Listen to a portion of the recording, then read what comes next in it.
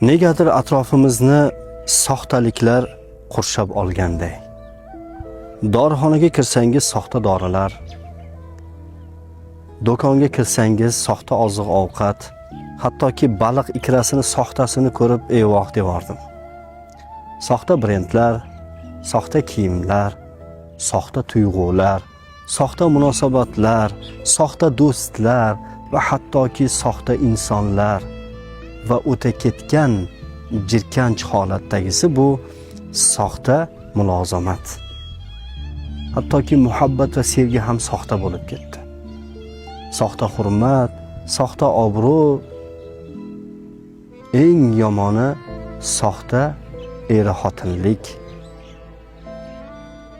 Ish qilib vijdonimiz va iymonimiz soxta bo'lmasa bo'lgani.